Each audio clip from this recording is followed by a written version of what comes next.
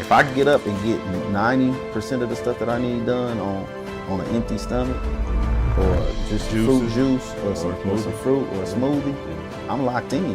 And there's something to be said about that. Like people, and again, I'm not extreme with it where I'll go all raw with it. Like that's my lifestyle completely. Yeah. But I do try to incorporate that. And even if it's just for half the day, you can see the difference. Right? You just get up, don't eat nothing but fruits and vegetables until dinner. You'll see a change like that just off of what you putting in, how you processing, your stomach being your second brain. Like that shit real.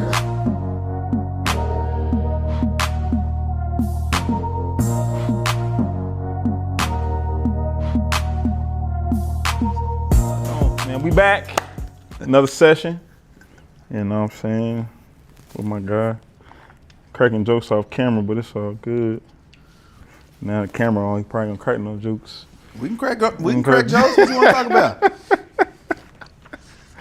Nah, man, today I was, man, we talked about childhood dreams, and I remember, I don't tell the story a lot, so I had my first business when I was 12.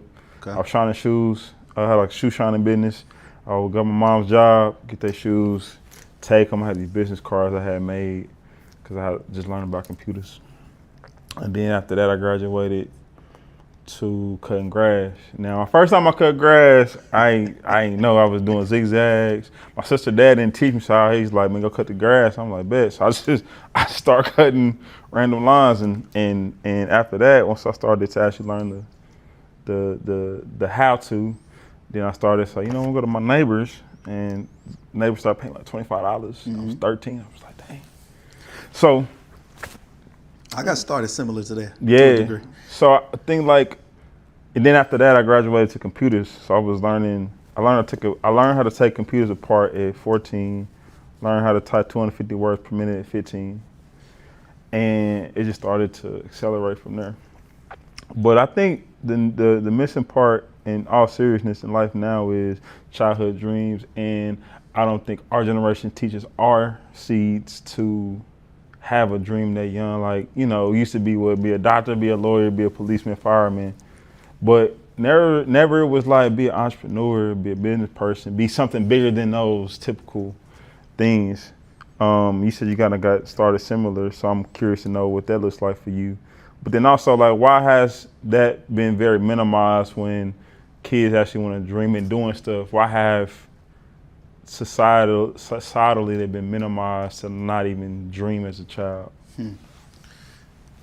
So how I got started in terms of entrepreneurship was very similar.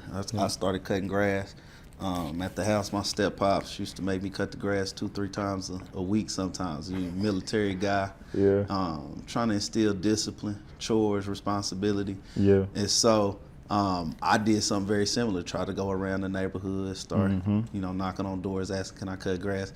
I'll never forget it the first time, the first yard I got.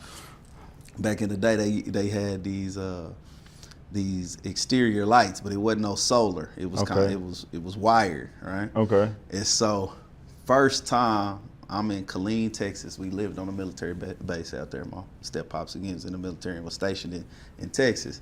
And so I'm on base. I'm going door to door, knocking, asking. First guy tells me that I could do it. I go out there. I'm cutting grass. Probably 5-10 minutes into it, bro, I cut up the man's light, exterior lights around his yard. Yeah. And I remember my heart just beating.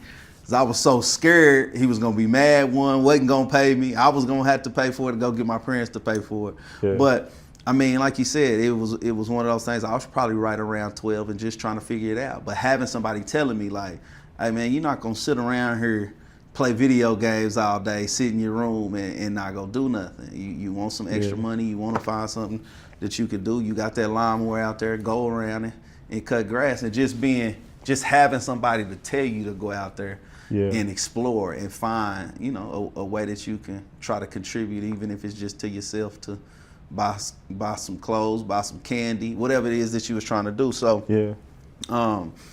in terms of why I think kids don't have that now, I think it starts with the adults and the parents and just being able to pour into kids and paying attention to what they got going on. Some of these parents and families, they doing so much, they don't really have time to find what's interesting to the kid, what they got, you know what I mean? Between sending them off to school, you getting home, kids is on video games, iPads, parents on iPads and the phone, and not having that connection to really talk to kids to see what they're interested in and see what they want to do and see what opportunities are out there.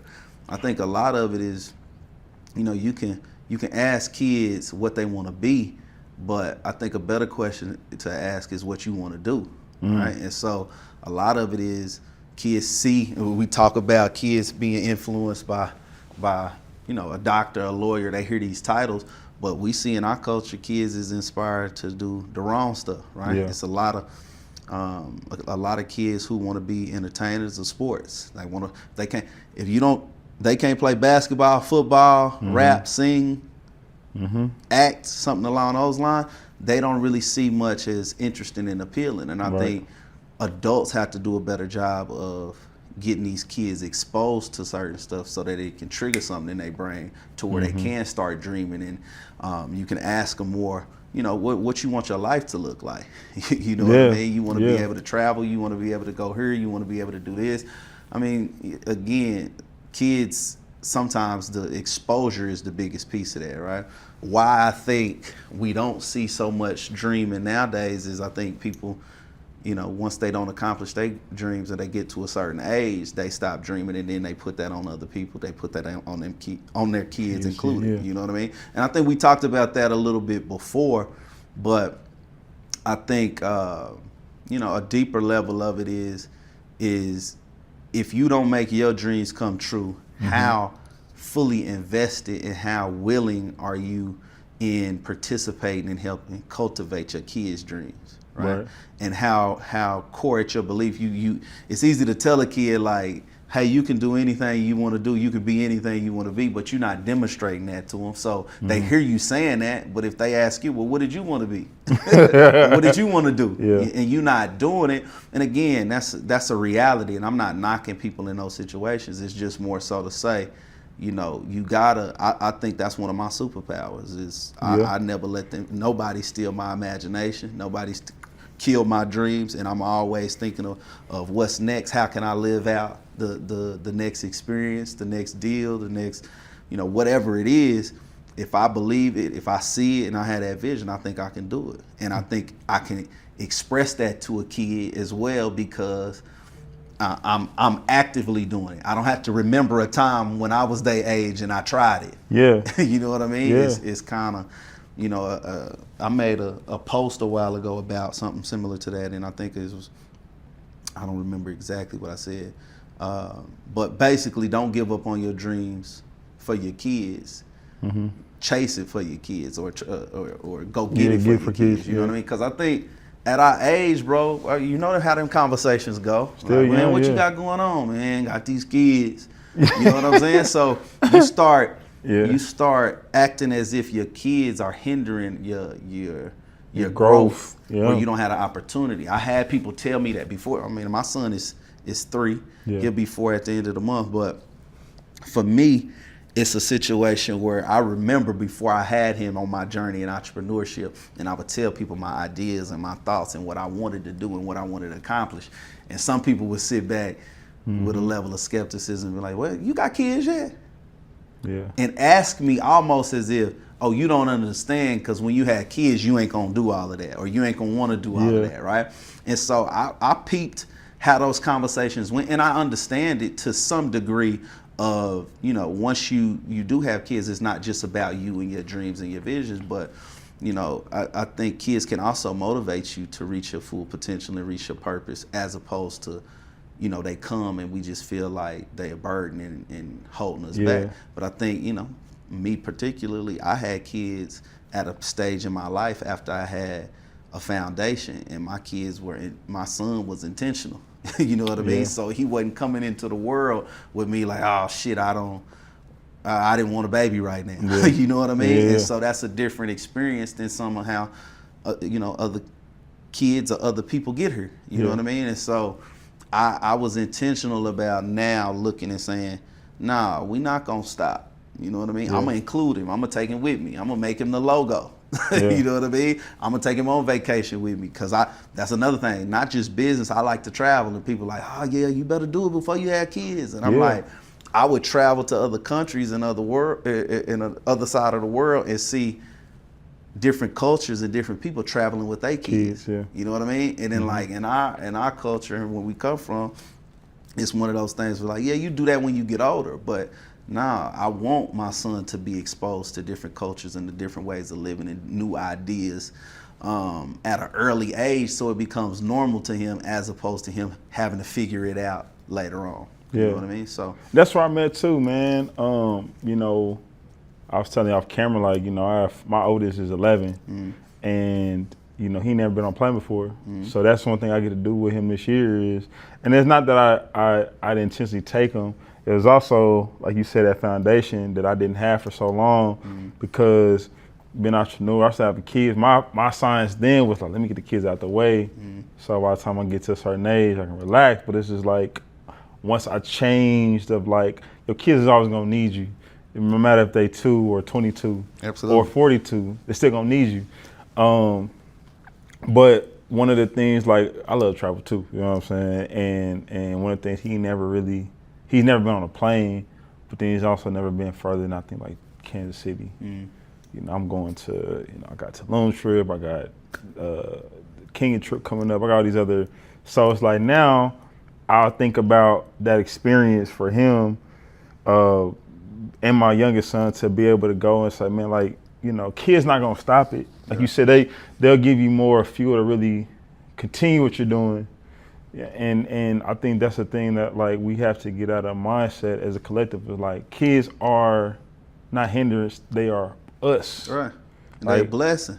Yeah. You know what I mean? They definitely can get, man, I'm telling you, watching my son grow up and change and watching him do the stuff that he does and watch the wheels turning and the question and the forward thinking and I'm gonna ask this because I know I'm gonna ask this later on, and me just watching them wheels turn. It's been a wonderful experience for me. I'm thankful for it. You know, it's definitely a blessing. And kids, again, it's every situation is different, right? So I want to be careful on how I speak on certain stuff because of my experience versus other people's experience, and I understand they're not all the same. But you know, being able to be in their life and talk to them, provide those opportunities, but still, in me, I battle. I don't want to.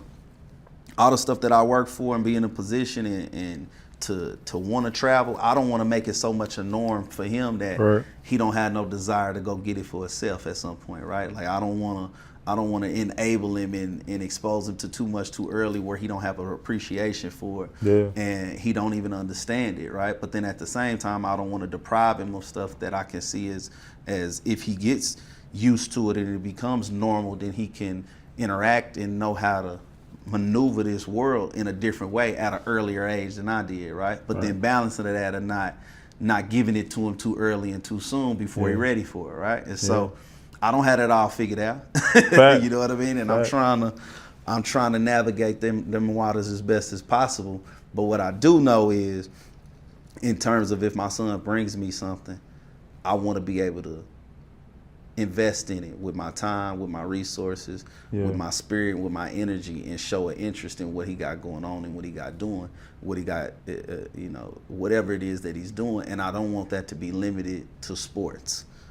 You know what I'm saying? Absolutely. I don't want that to be limited to what a young black man in our culture has been told he can do or what he's good at doing, right? I want to expand his mind and tell him he can do whatever. And then when he brings it to me, show him that it ain't going to be easy. But if this is what you want, your pops is going to be here to help you navigate it and figure it out.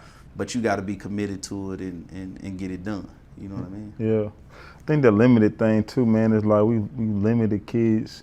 We limited them because, like, I remember for a long time I still get asked. You know, I'm pretty tall, big dude, and it's usually a white man or a woman. They'll be like, "Oh man, you big, you play sports," right? But they never like, "Dang man, you look educated. You own any businesses?" Right.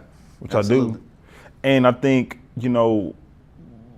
I'm selective of who I let my children interact with, and it's not that I'm being like mean or being but it's also energetically, I'll be feeling that, like, you know, oh, that's cute to be. There's like some stuff condescending, like, oh man, he's cute for his age, or like he's well, whatever. It'll be some stuff to be like, what you thought he's supposed to be, like stupid, like what you think.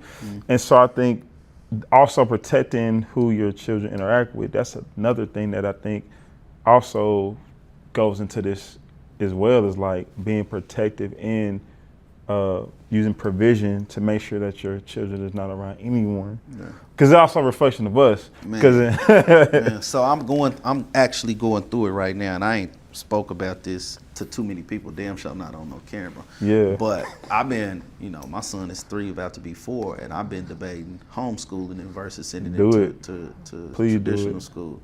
And so, you know, on one end, I'm looking at it and thinking he needs to be socialized with other kids, right? Yeah. And I definitely get the benefits of that. But then he got cousins and friends, and I got family and friends who got other kids who he can socialize, and he don't meet no strangers, so he definitely ain't shy and don't know how to interact. But then I'm also looking at, well, he need to be in an environment where he can learn and take direction from other people, right? But then I also remember to back when I was in school and my attention span and not being able to sit down and how that, you know what I mean? So me learning new stuff, me being exposed to new information, me observing my own child, seeing all the crazy stuff going on in the world with schools and kids and, like you say, other adults, and really want to understand, do I want to send my kid to a person that I don't really know their views and thoughts and processes for 7 hours a day, and then I get him in the evening, and what damage that can cause, but what good can also come from him being able to interact with different people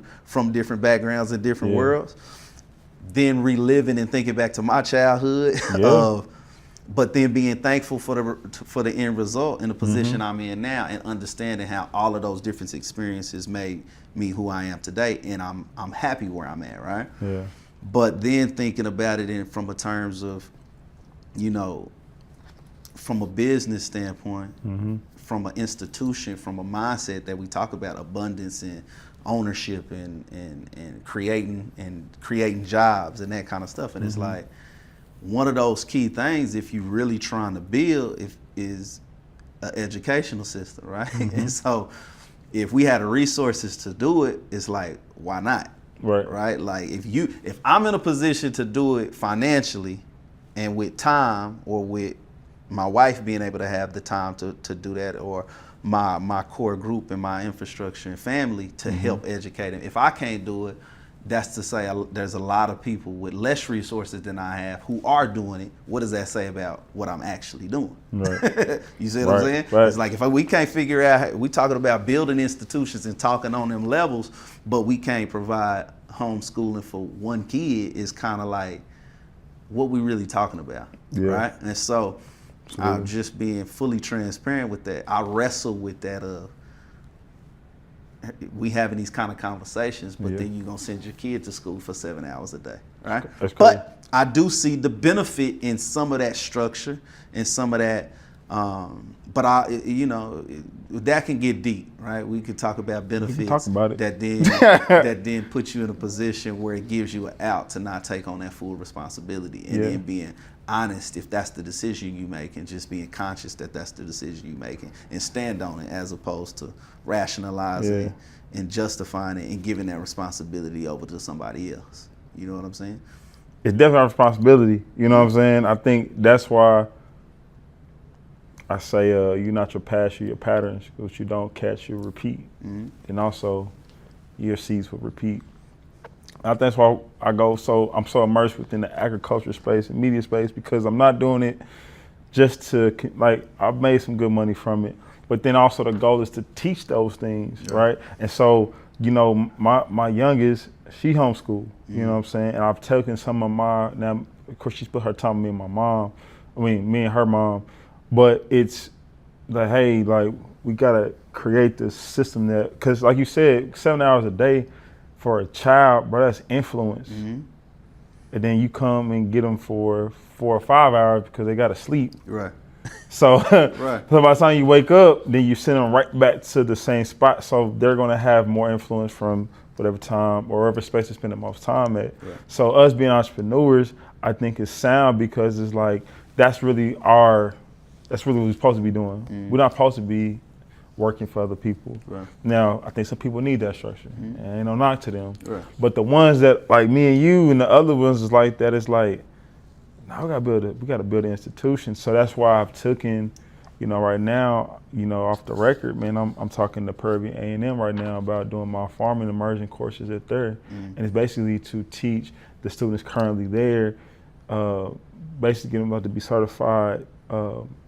If it's agriculture, because A&M is agriculture and mechanical, so that's kind of the background. But then also the agriculture students working with the business students, and they create a business together like that. But then also the agriculture students partnering with the engineering students so they can create robotics and stuff. Yeah. So I'm taking what I've already learned and say, well, with all this stuff changing in the government and stuff, education is changing. Like right. Trump just drafted up what was it for the Department of Education to basically get rid of it. The fund is gonna be gone. Right. So then where are these schools gonna get funding from? They're gonna be looking for more innovative like ways of teaching. Right. And so trade schools been taken away. So I think homeschooling is great.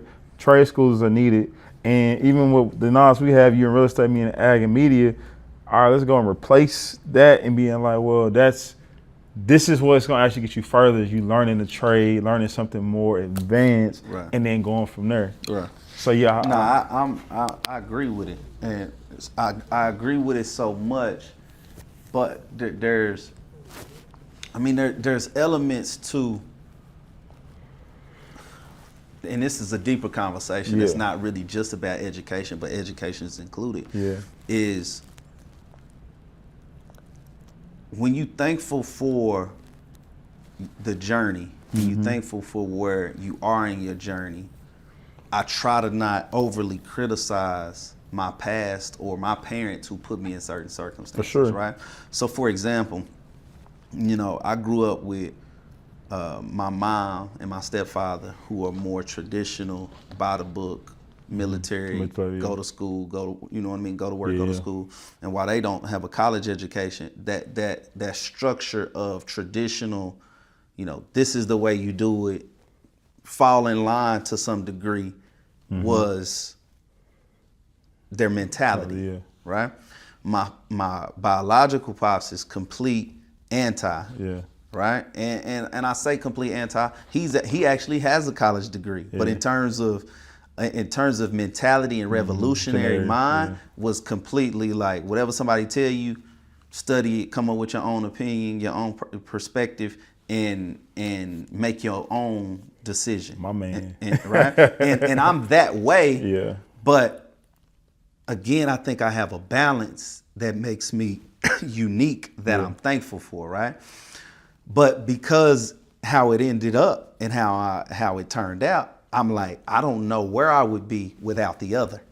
Right. Right. And so I could be overly critical and be like, no, I shouldn't have went to public school. Y'all should have homeschooled me. Right. But then that may have had an impact and a change on me that had an adverse effect. Right. With me either not being able to socialize, not being able to talk to people, not being as comfortable in certain rooms, dealing with different people who look like me, who don't look like me. I don't know how much my experiences and being put in these positions allowed me to develop that confidence, allowed me to develop that perspective to be able to effectively do it today, right? And so I struggle with that because I can see the benefits of both, right? And I don't want to overcorrect it and implement it with my son and the way that I raise him by being too overly protective of something that actually helps him grow and helps him build and gives him the tools to navigate this world, right? Because as much as I know I have the ability to teach him and influence him, I'd rather my influence and my values and core beliefs be on him other than somebody else who I don't know.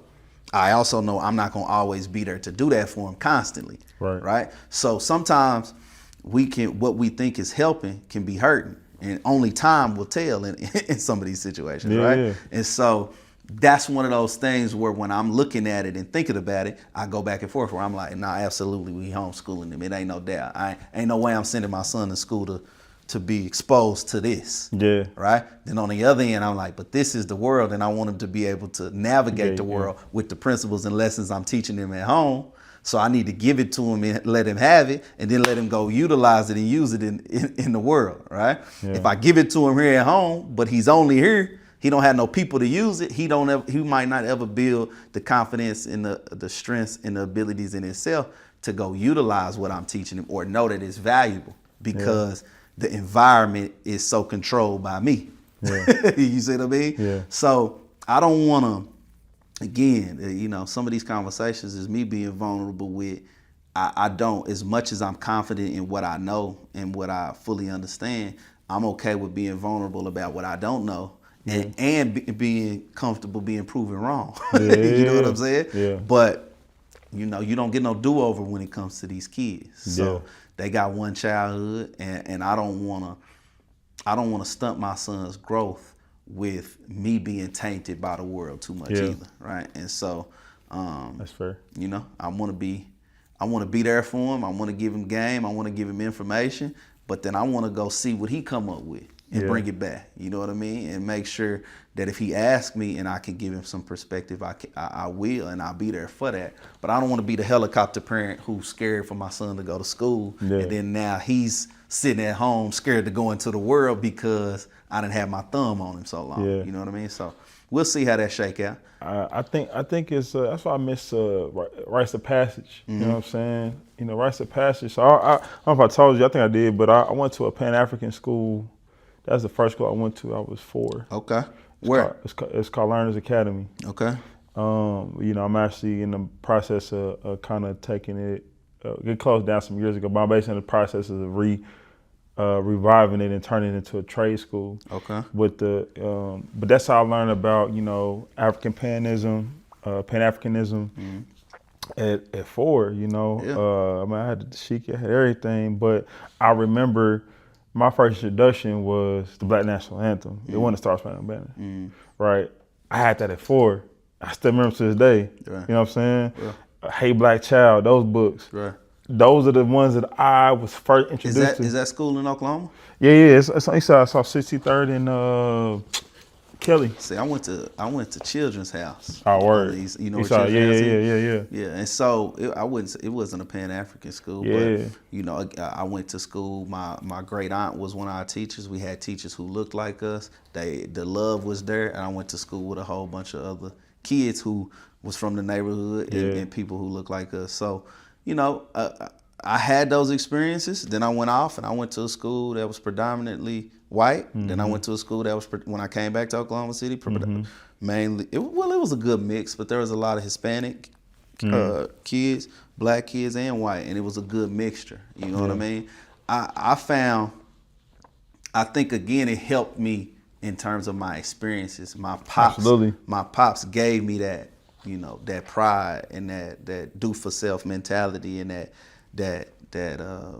understanding the plight and where we are in America and understanding what your people have been through and having a sense of pride in that. He gave me that for sure. You know what I mean?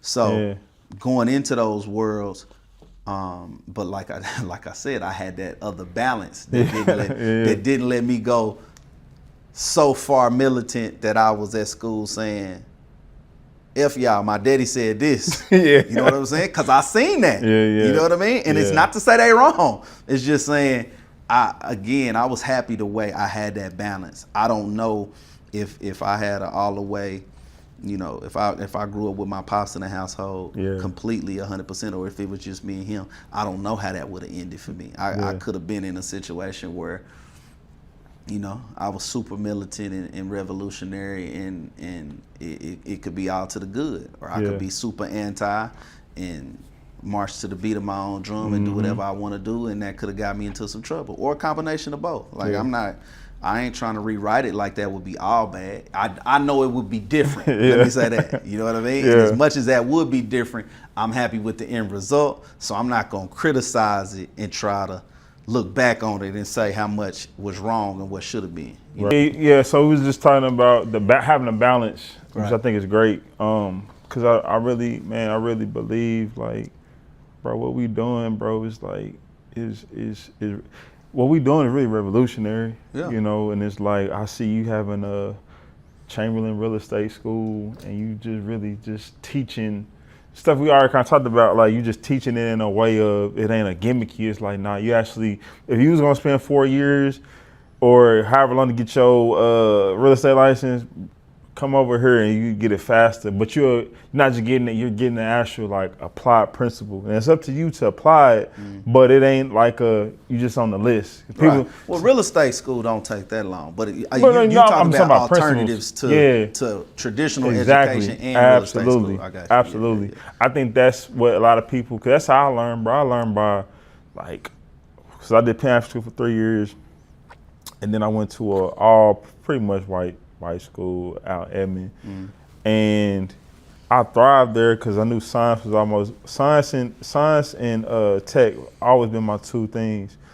And then I went to Millwood, and then I could see the digression of really until I was in my core, and I was taking away anything from my school, but like it just wasn't really as challenging for me. It was challenging in a way of like, I'm not a book person, I'm a application person. Like, right. I'm self-taught when it comes to media. Right. I'm self-taught when it comes to agriculture, those things. Right, and I think, man, that's a deeper conversation. Yeah. Right, not saying we can't have it now, but yeah. I think it's so nuanced that we don't need to put ourselves in a box or identity too much to where you feel like you can. I think some of what we talked about before of the exposing kids to different dreams, exposing kids to different ways of life, allowing kids to continue to dream. I think sometimes where everybody's in a position where everybody thinks alike, and everybody is of one mindset, that contributes to killing kids' dreams in certain situations, right? And sometimes they may be living a dream that they think is theirs and it ain't theirs at all. Right. You know what I mean? For example, I was talking to somebody not too long ago. He was like, man, we loved playing baseball when we was kids, right? And it was like, why you stopped playing baseball when you got to middle school? You was pretty good. Like, it was during the same time as basketball, and the black kids, it was only black kids play basketball and all the white kids play baseball, right? And so that's crazy to think about. Yeah, facts. Right? It's like, this is something that if we do keep it in the realm of sports, again, we want to provide opportunities and options to kids that's outside of sports. But let's just stay in the lane of sports. Right. There was kids who was actually good at baseball, much better baseball players than basketball players, but because they viewed it as it wasn't as cool or culturally wasn't as accepted. In our day, they like, nah, I ain't playing baseball no more. Yeah. Right? You know what I mean? So sometimes when you expose to and you socialize to only people like you, it starts to limit your scope. And my thing is for my son, as much as I wanted to relate and be of the culture and be aware of who he is, right? And where he come from. I don't want to put him in a box and tell him, nah, you can't do that because it is, right? Now expand your horizons, try different things. You know, at your core, there's certain principles and values that as a young black man, and me raising a young black man, of what is acceptable and what's not, and setting a certain standard. But in terms of dreaming, open your mind and expand your horizons. You know what I mean? Don't feel like you limited by this is what everybody else is doing. That's what I don't want. Yeah, man. I think the word alignment always comes to my mind. I think people have, I wouldn't say they've overused it, but I definitely see the need of, I think words, man, now times people it still has an application. No matter what word you use, it still has an application process. But alignment, you're talking about deeper fulfillment of purpose and alignment, leading with integrity, being connected to your true self, and finding deeper satisfaction. Man, what was you thinking about when you was writing that chapter, part of the book? Give me that again. That was a little loaded. The deeper fulfillment of purpose. The deeper fulfillment of purpose and alignment, and then your key points was staying connected to your true self, finding deeper satisfaction, and leading with integrity. Yeah.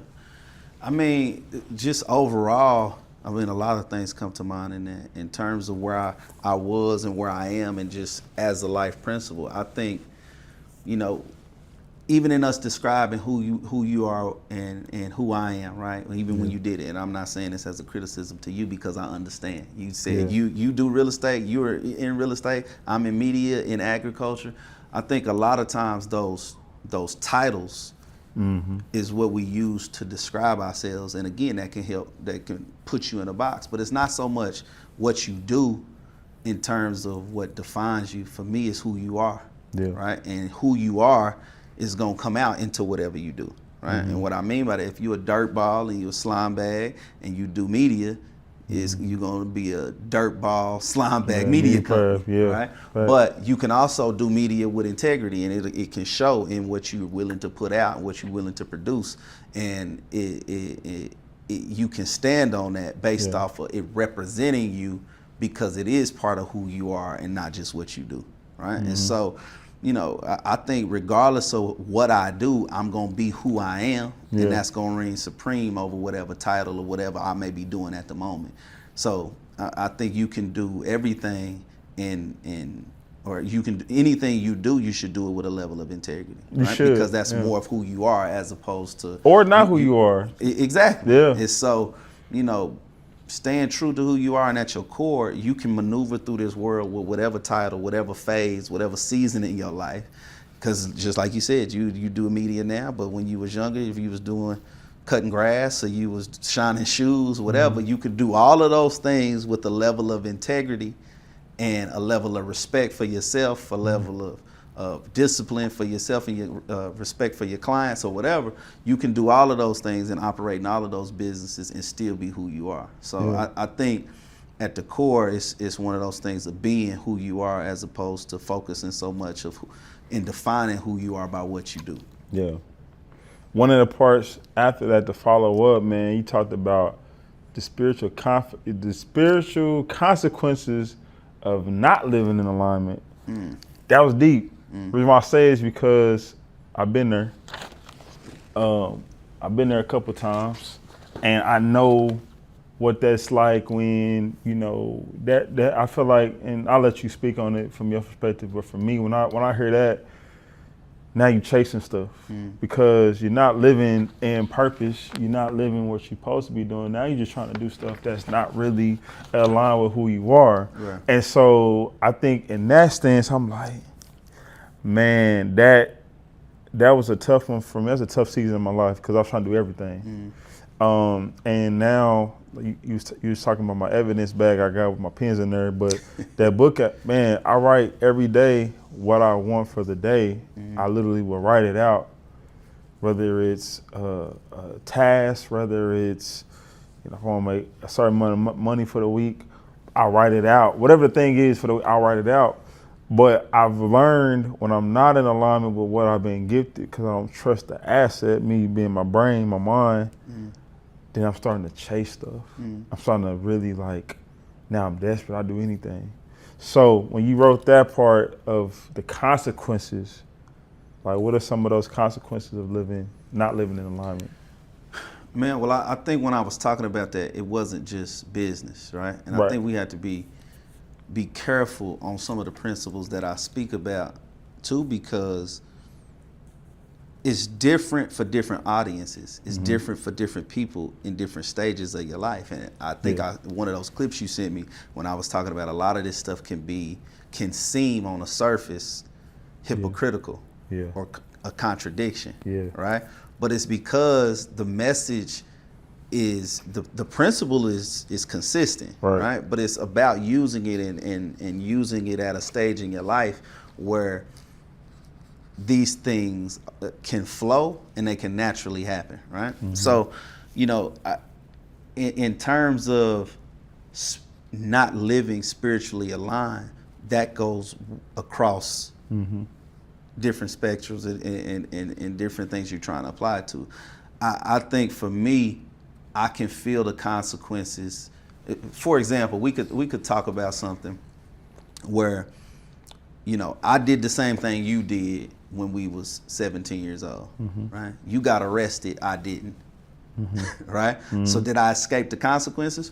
Well, if I act in a way that's against what I say I believe and who I am, it'll tear me up internally, right? So I don't need the consequences of getting arrested or somebody else finding out about it for me to feel the consequences spiritually.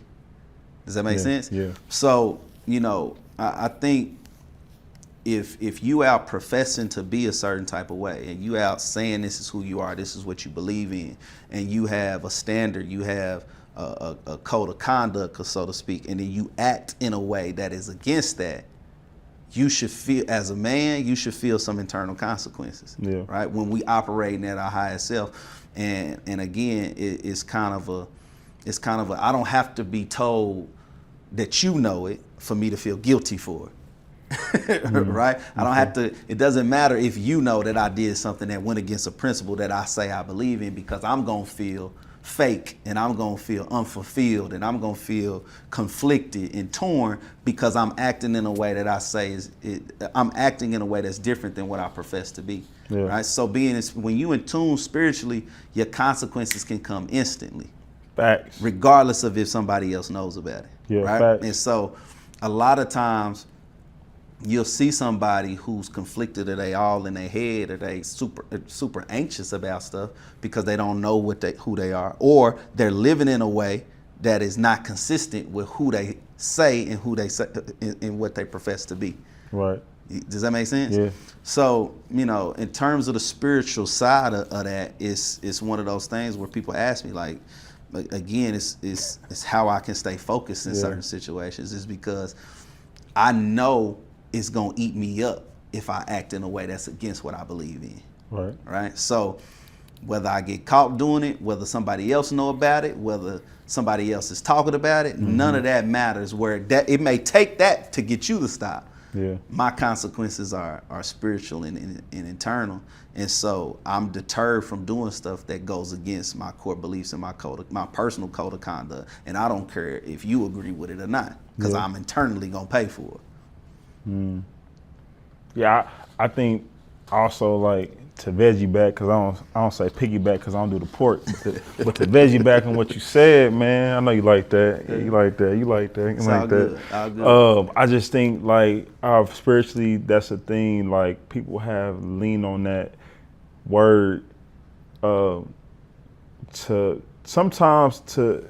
Again, lean on what word? Like, let's say spirituality or being spiritual. Like the overly spiritual people, and it's just like, I see through that because there still has to be accountability for what you do. Right. And like you said, I don't profess nothing that I don't believe in, or I wouldn't do. I don't say nothing that I wouldn't stand on. Right. Principle wise, goes back to that word principle.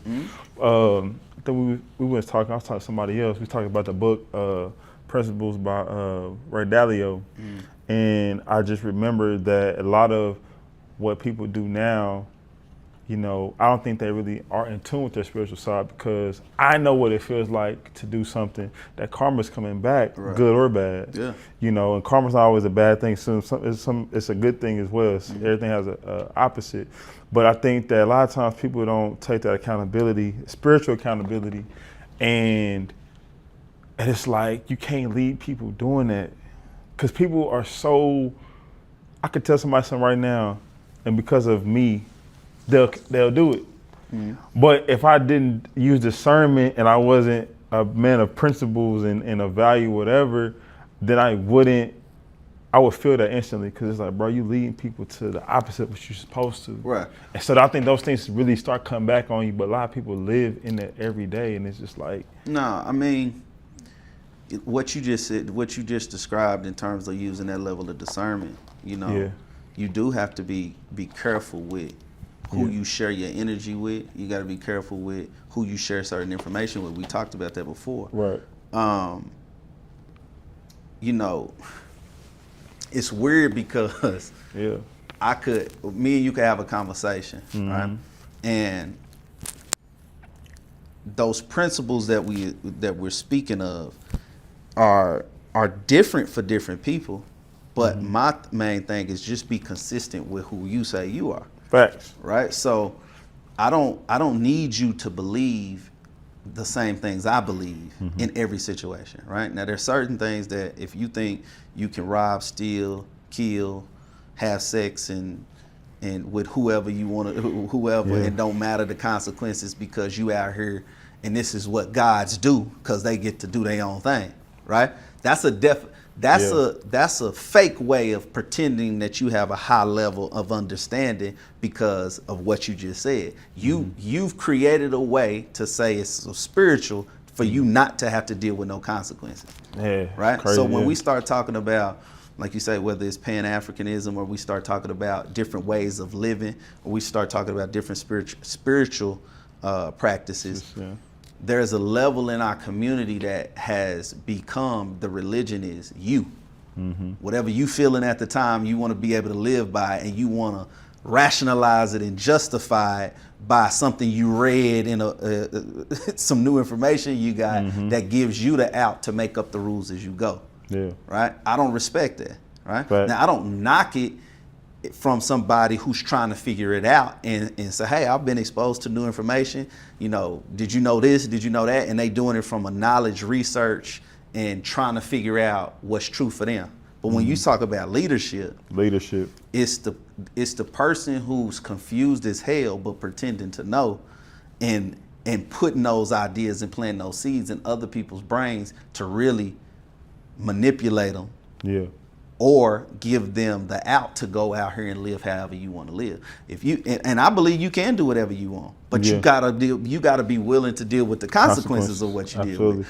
The issue is exactly what you said. These people, they making it up as they go, and because they only loyal to themselves and they only care about themselves, they don't care about the consequences that they cause other people and the consequences that they got to deal with. You know what I mean? So, you know, being spiritually aligned is definitely an individual thing, but when you introduce it to other people and you introduce it to other people from a leadership role and position, but like you said, you can meet these people and then behind the scenes, they full of shit.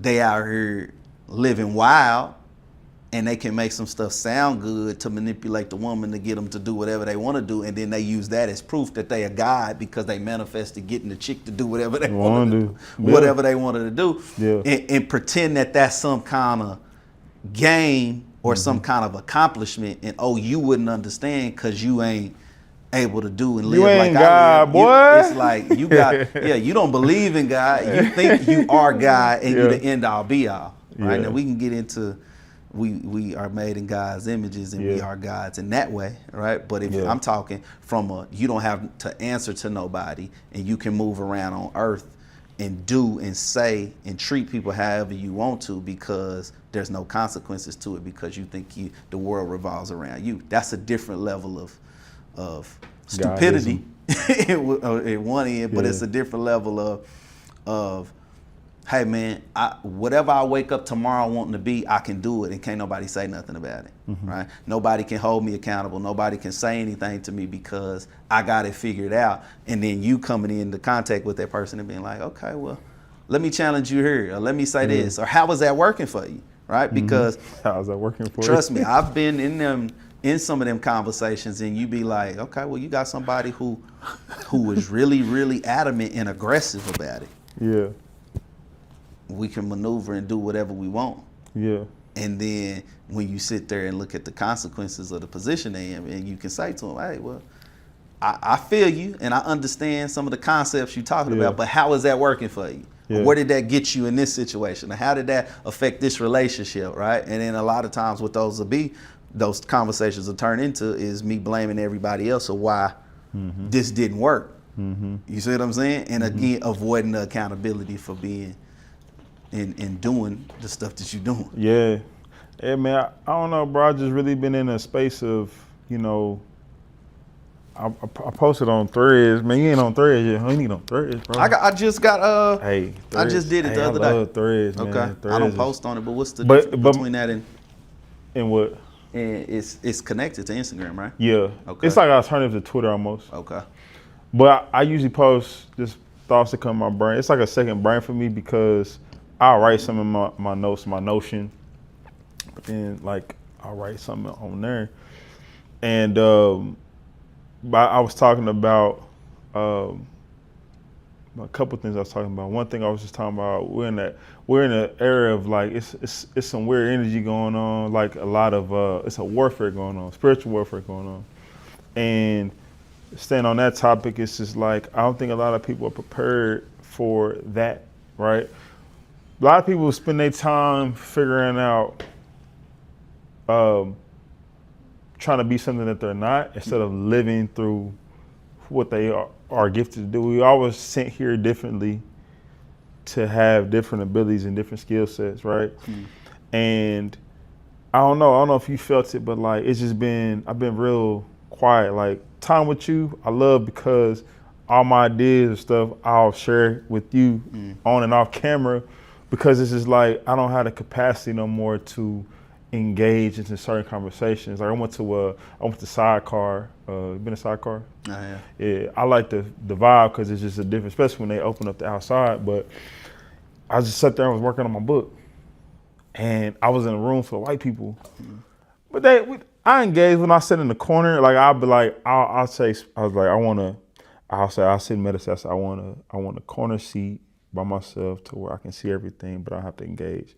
Literally, when I walk in, and that was the only seat available. It was a corner seat, had an outlet in between, underneath me, and I sat there and worked on my book. You know what I'm saying? And so the power of like, because I look at everything as like a different world. So if I go to a spot like that, it's like it's a world that I'm in. I'm not living in, but I'm there because it's an environment. So for you, have you noticed some of those things where you just like, man, like you just been selective of, I guess, what you engage in, but then also just realizing like it is some like spiritual warfare going around? Absolutely, man. In terms of the spirit, I'll start with the spiritual warfare. I mean, yeah, we definitely are spiritual beings, and we're having a spiritual experience, all of this, right? I try not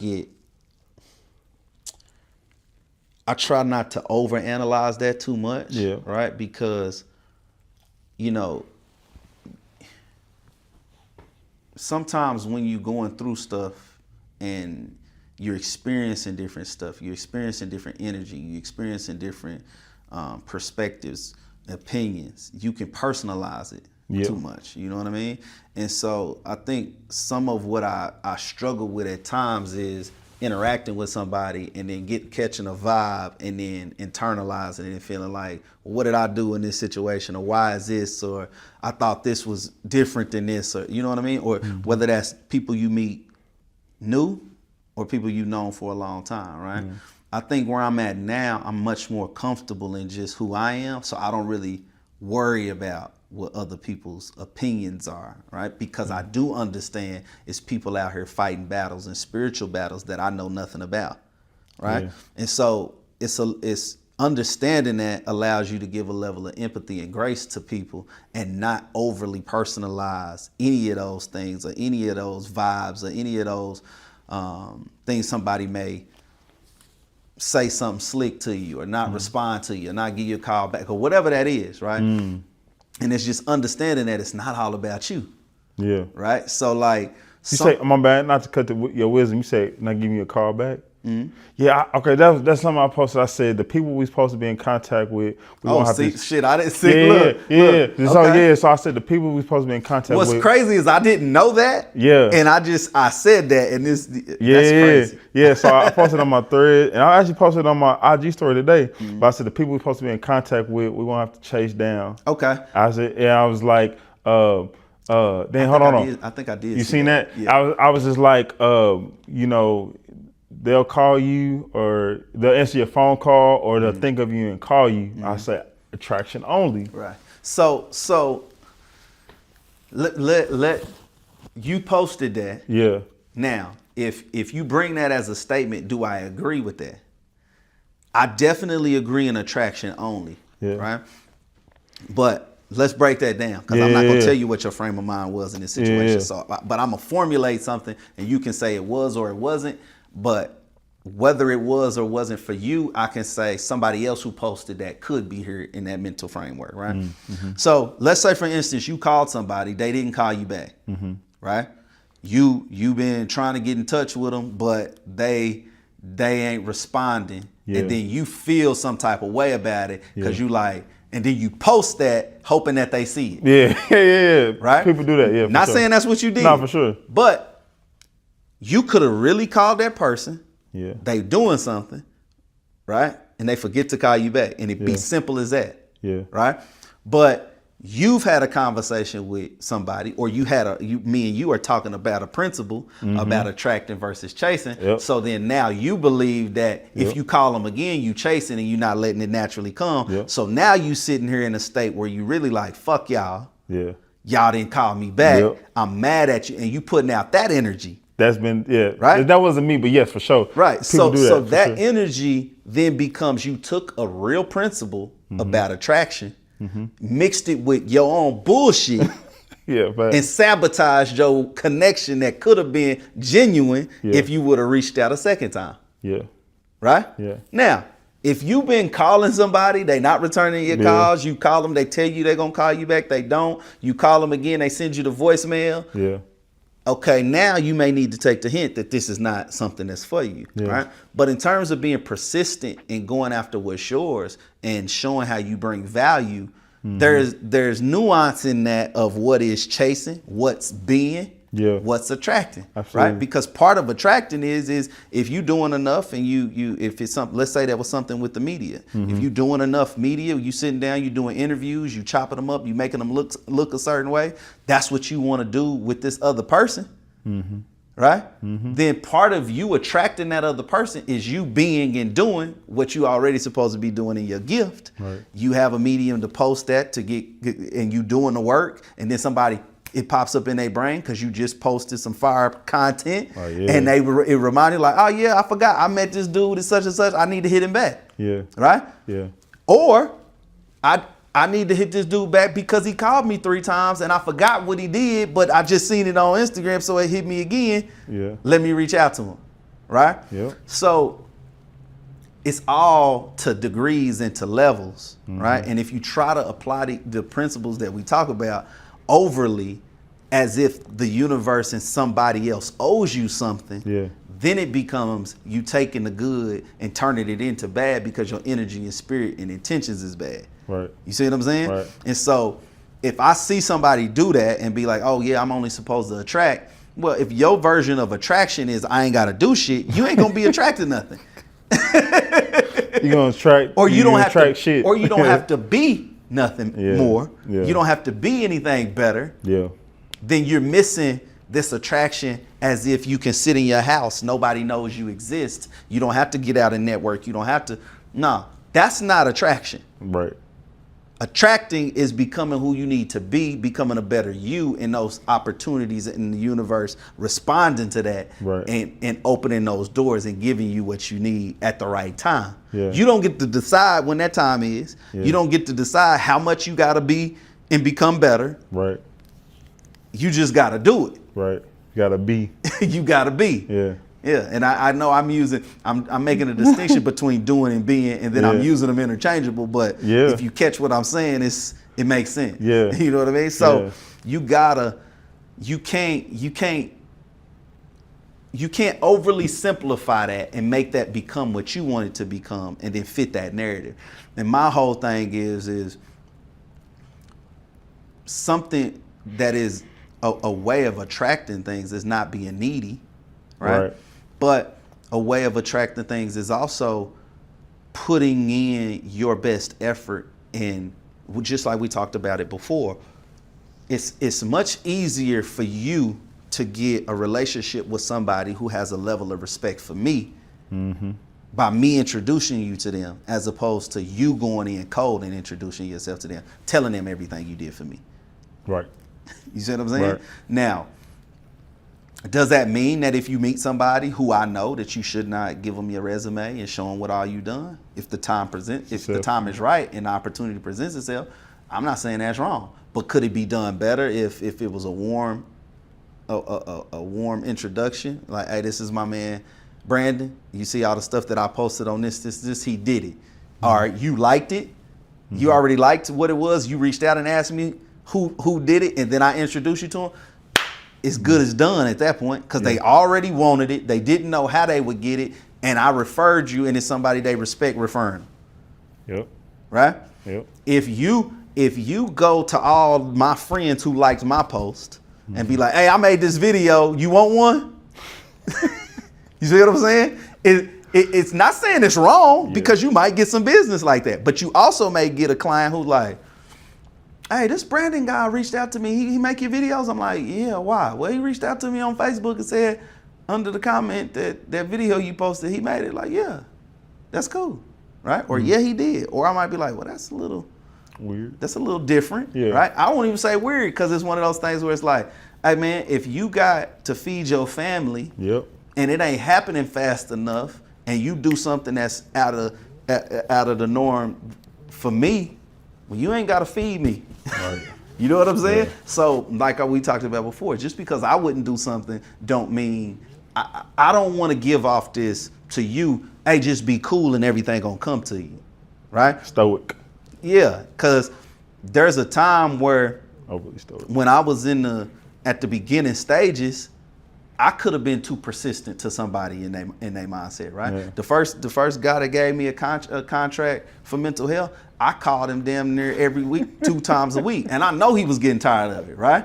Now I wouldn't necessarily do that, but I can't forget where I was when I first started and how hungry I was, and trying to be laid back, cool, and let in time everything could come to you wasn't a principle I could apply when I didn't know how I was gonna eat next week. Yeah.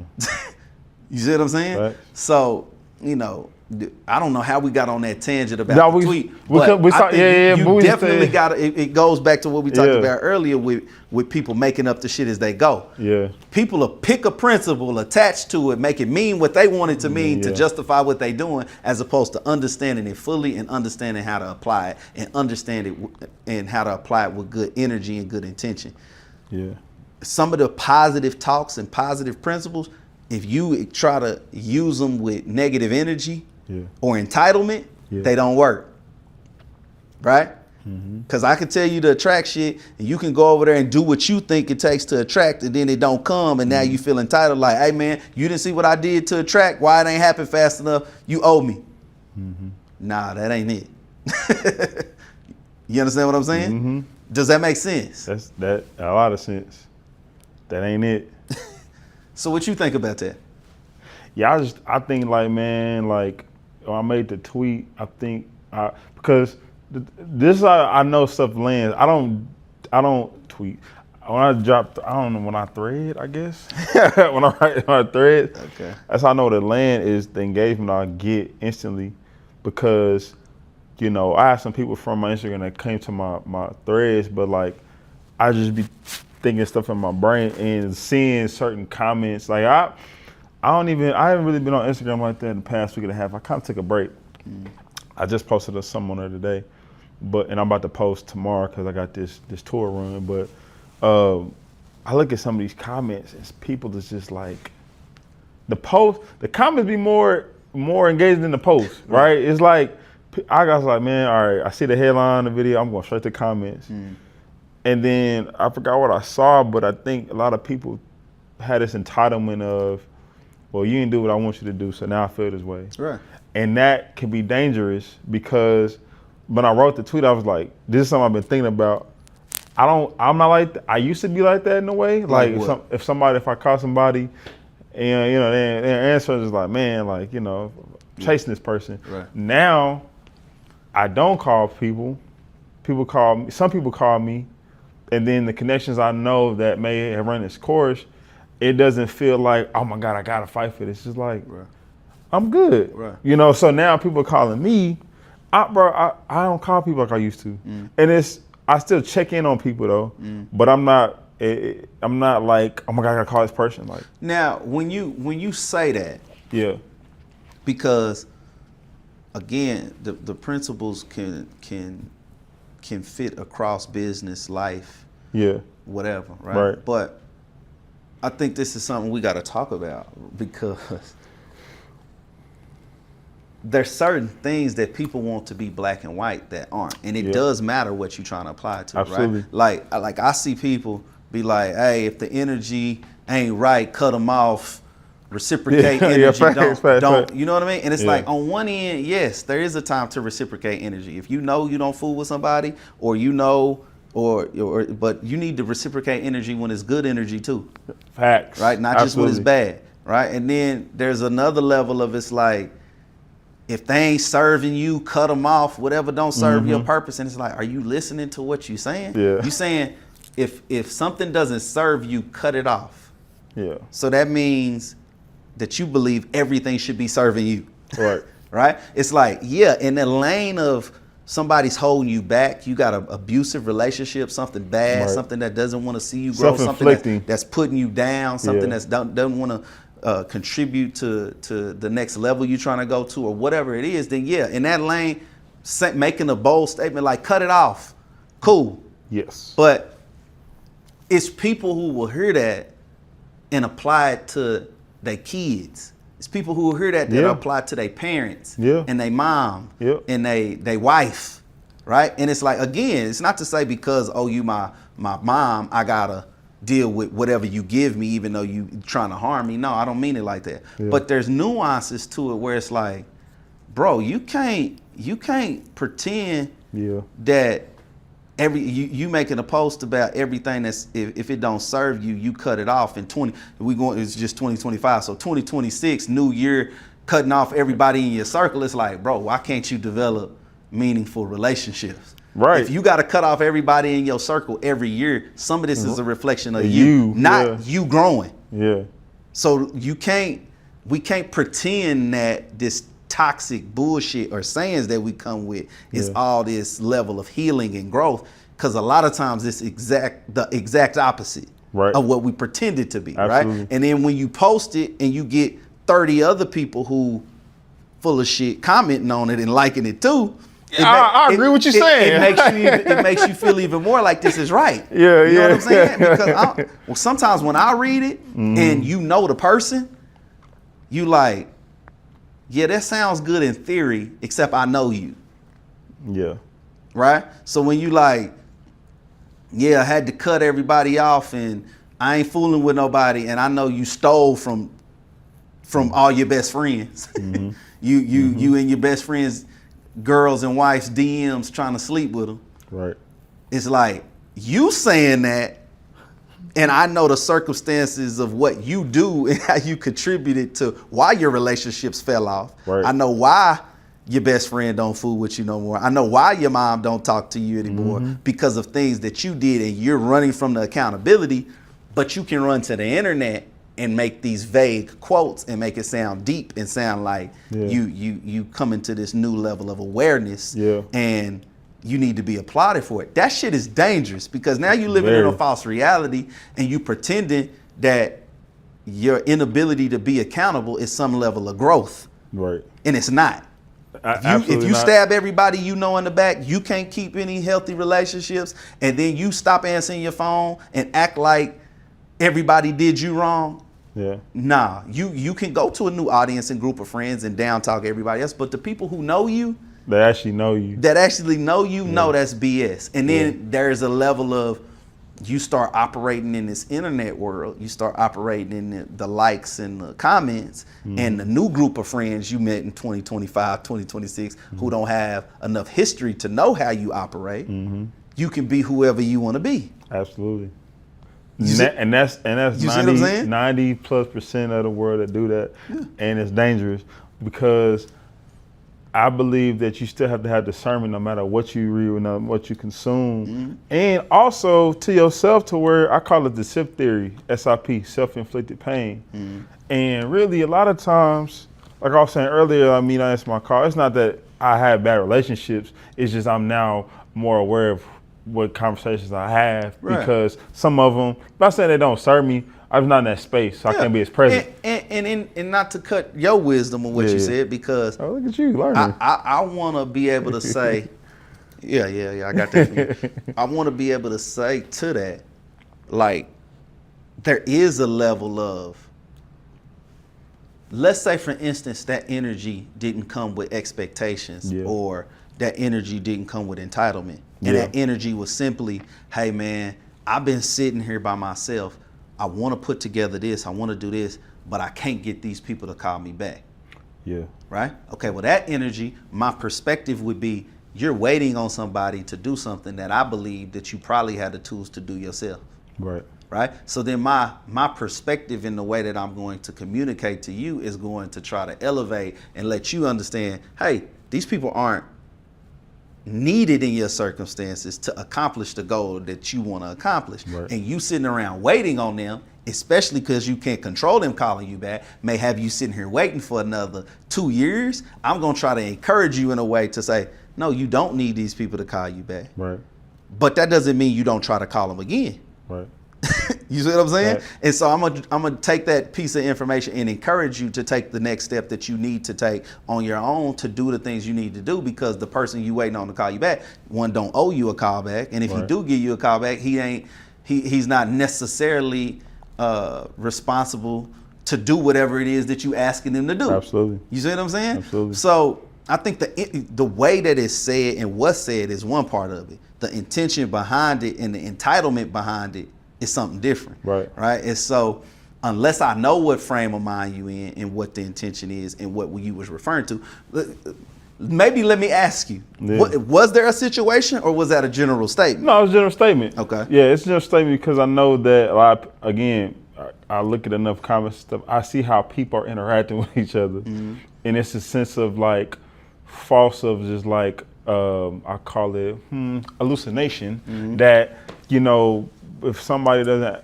respond to you a certain way, that it means more than what it does. Right. I'm the person, I like to go and talk to that person, but hey man, what you did, it kind of bothered me. I'm not saying you intended to do it, but I want to, if we're close, mm-hmm. like me and you, like I'm gonna tell you that. But it's easier to say, like, if I don't have this connection with somebody, I'm gonna cut them off. And it's just like, that's to give more context to like you were saying, if I know you, but then I have like this feeling of like, I can come to you and say, hey man, what you did bothered me. Right. Versus we're not as close and then you do something and then I'm like, oh, well, fuck everybody and da-da-da. And then you write that, it was context. Yeah. But no, it didn't happen to me personally. Yeah, I mean, I don't know. My world, I'm not on the internet that way, right, so to speak. Yeah. Right. I don't really engage with a bunch of comments of people who I don't know in that regard. Yeah. So that hasn't been my experience. Maybe more content and videos we put out like this, where I'm talking about certain subjects that somebody got an issue with, maybe that will happen. Yeah. I don't think I'm too good to respond or engage with somebody who has a different level of or a different perspective than I do. Yeah. Right? But I also don't necessarily feel attached to my opinion in a way that if you disagree with something that I'm saying, that you attacking me. Right. The same way that I can respectfully disagree with you and move on. You know, some of the stuff that I see on posts or back and forth, the comments, like, I can't think of a comment that I put under somebody else's video that I disagreed with. Like, so much so that I don't know if something's wrong with me, right? Because I see it so much and I'm like, I've never made a comment under somebody's post. Yeah. Like, no, actually, I'm just going to the next thing. Yeah.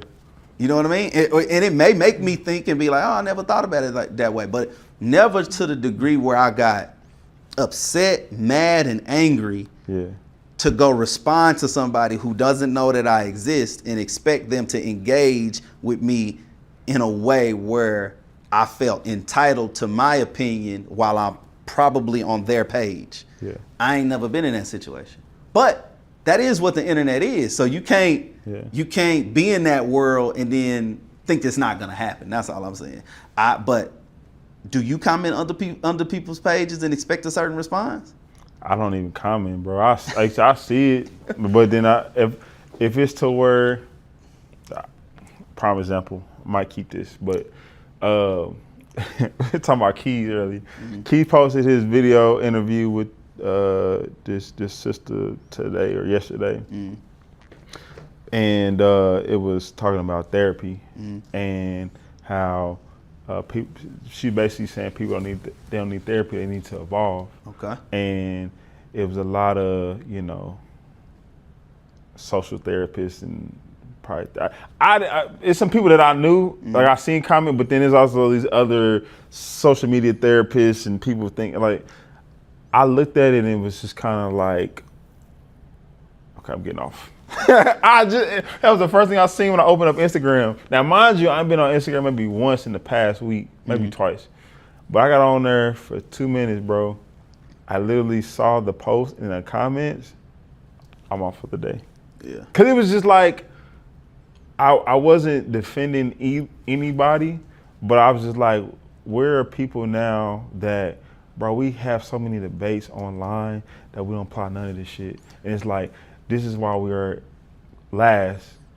You don't see Japanese doing it. You don't see the, Jews doing all these. And I'm saying that in the context of, it's like, that was just too much for me. It was, what was too much for you? It was overwhelming of the time that people took to argue about something that you felt was not necessary, or what? Yeah, I think for me, bro, it's so much of it from our people. It's just like, everybody had their viewpoints. Okay. See, so let's use the example that you gave. Yeah. And I'm a therapist. Yeah. And I have experience. Yeah. Running a mental health facility. Yeah. I have experience working with kids, and I have experience working with adults. Yeah. Right. As a therapist, as a black man, as I started to see how much mental health was being pushed, I was torn, because mental health is definitely important. It's definitely something that's needed, talk therapy.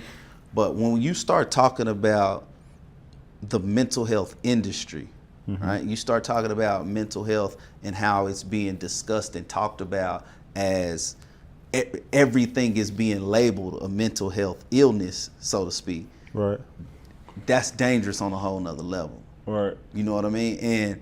And especially when you start looking at kids and you start talking about overdiagnosing, you start talking about medication, you start talking about labeling for life. It is a lot of abuse in that, right? And so some of what we are becoming is you start giving this words and labels and language to a group of people in the masses, and then everything becomes that, right? And it's like, just being honest, I've referred friends to therapists. I've referred family members to therapists. And I've watched people who I know and who I love have issues that they've had for the longest, do not want to be accountable for them, and then go to therapy and learn information and learn labels and learn language to absolve them from responsibility because of these new labels and things that they identify with, right? And as a therapist, I'm in a unique spot because it's a difficult thing to navigate as somebody who's been in that industry, who understands it, but who also understands bullshit and also understands people wanting to rationalize and absolve themselves from certain responsibilities. And if they get a doctor or they get a therapist to label it something, then they can present that back into the people who know them and say, no, I'm not this, this, and this. I have this. I have bipolar disorder. Or I have whatever the thing is. And so it takes away from people who really are struggling, who really have these mental health issues, who really have chemical imbalances, who really were born with certain issues and certain things, or certain environments or certain events have happened in their lives to really affect them in a certain type of way.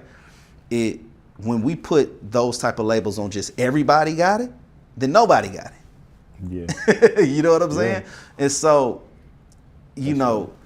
hearing people talk about it is one of those things where you like, one, this person doesn't have much knowledge on it, right? Or they have knowledge on it, but it's based off of only their experience. Right. So as many is like we talk about there's good therapists, there's bad therapists, there's people who specialize in certain areas. But then as it starts to get more popularized, it becomes like, what is this really? Is this really to help people, or is it to label people? Right. You know what I'm saying? And so working with kids specifically, it's like, as a therapist, I didn't prescribe medication, right? But I would work with a psychiatrist who would refer people to me for talk therapy, or a school who also refers to psychiatrists for medication. For kids, it's a tricky thing. I don't recommend parents putting their kids on medication, especially not at too much of an early age. You know what I mean? So, but when you in that industry, it's kind of like, oh, they came in, they had these symptoms. The teacher said they doing this, they doing that. A lot of this stuff, the teachers is diagnosing when it comes to the kids. It ain't even really the doctors, right? Absolutely. And so you gotta be careful with that, because you can overdiagnose and over-medicate people who then also feel empowered and enabled to behave and not be responsible for the things that they do because they were given this label. Right? I would go to schools and have a kid, he acting up and acting crazy, and I come in and tell him to sit down and what's going on, talk to him, why are you doing this? And they say, oh, I did that, I didn't have my medicine today. And it's like, oh, so you think if you don't have your medication, that gives you an out to just go in here and do whatever you want to do.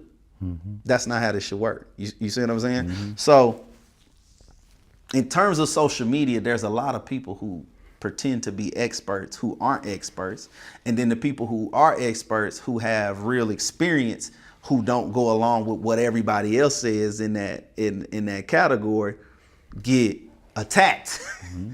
Right? And so I got out of the mental health industry partially because of some of that. I didn't agree with certain practices and certain things that was accepted widely, right? And when I would speak on it, it would be like, oh, that ain't what. That's not what we believe over here. Mm-hmm. You know what I mean? So when you carrying licenses and certain things, you gotta be aware of again, those things that we talked about before, living in alignment and spiritually being aligned. And it's like, yeah, this may be your industry, but you can see things that are wrong. And if you aren't in it and trying to clean it up, you part of the problem. Mm-hmm. You know what I mean? If you going along with it, but then at the same time, there could be somebody online who had a life-changing experience, went to a therapist, helped them through it, helped give them perspective, helped them just by talking and seeing different perspectives and being asked certain questions they never been asked for. It could be life-changing, right? Mm-hmm. But that doesn't mean that there's not a large, I don't want to put a number on it, but there's a large portion, a large population who are using therapy as, this is my healing. I don't have to do nothing else because I'm going to therapy. Yeah. Right? You can do whatever you want to do. And again, it's to absolve yourself from accountability because, well, I went and saw my therapist. It's like, okay, well, you and that therapist got to get you some tools, get you some coping mechanisms, got to get you a way of processing, some outlets, talk about some other things that you can do besides going in there to help you get through, right. To get through your days. And it's like, at some point, what was the statement you said? They don't need therapy; they need to evolve. Yeah, I think because they were saying basically like therapy is a vehicle, but then there has to be a level of evolution to the after. Again, the application part we was talking about. Right. The application part is not just saying going to therapy, or the therapy is going to therapy to evolve into. Because the thing is, what a therapist could tell you. You could tell yourself as well, but I think people have been so interdependent to where they're only going to therapy to really just get off what they need to say. But then the accountability part, depending on who your therapist is, it may not, and your therapist may be stressed out that day. So it's just kind of like, all right, if they're not available for you, like you may need them to be, what else are you also doing outside of that? Right. And what are you sharing with your therapist? And what are you sharing with your therapist? I got a partner, and again, we laugh and talk about it, but I'm not his therapist, but I referred him to a therapist, and so me and him will talk from time to time, man. And when we discuss certain stuff, I'll be like, "Did you talk to your therapist about this?" And he'd be like, "Yeah," and I'll be like, "Well, you didn't. I bet you didn't include this, right?" Yeah. And I had to be clear. Hey, this is not therapy. Yeah. You my partner. Yeah. You know what I mean? But I know things about you that would give that more context, which one is why I can't be a therapist, because I know too much about you. Right? Yeah, but at the same time, what I'm trying to encourage him to do is be open and honest about all of the things that I do know in his past that have contributed to the circumstances he's in. Because it does, especially when you start talking about relationships. If you go in and give your perspective and your side of your relationship and why it worked or why it didn't work or why somebody left you and or why you need to leave somebody or whatever those dynamics are, you telling your side of the story. right? And now a good therapist can help break that down and ask questions and ask open-ended questions to help hopefully get the wheels turning and get you thinking about other perspectives and thoughts and give you certain tools. But if you go in there committed to your story you telling yourself, you ain't really even open to change and work, right? Mm-hmm. You there to tell your side of the story for somebody to confirm it. Exactly. You're not really there to grow. You're not really there to get better. And you're not willing to do what it takes to get to become better and evolve and get past this, right? It's a story you telling yourself. If you go to therapy with a story that you're telling yourself and you're only there to try to convince somebody who doesn't know you to believe it and give validation to it, that ain't helping you at all. You see what I'm saying? Mm-hmm. Now, that's not every situation. And I'm not saying that's what everybody's going to therapy to do. But when it comes to a lot of times the problems that we'll see, or maybe what will cause men, especially black men in relationships, to go to therapy, a lot of times it's, hey, I think you heard somebody else talking about it. You got a significant other, your wife or your girl, y'all talk about it. Hey, I'm thinking, I got some things that I want to work on. And again, if you have experiences, traumatic experiences as a child, things that you've been through that you've never got off the table, I recommend therapy. Right? Yeah. But when you've been a certain type of way and you're trying to figure it out and you think, I don't need to change, but if I go to therapy, that'll buy me some more time or allow me to justify some of the stuff that I'm doing because I can say I went to see my therapist today. You're going for the wrong reason. Part 2 coming soon. This is good.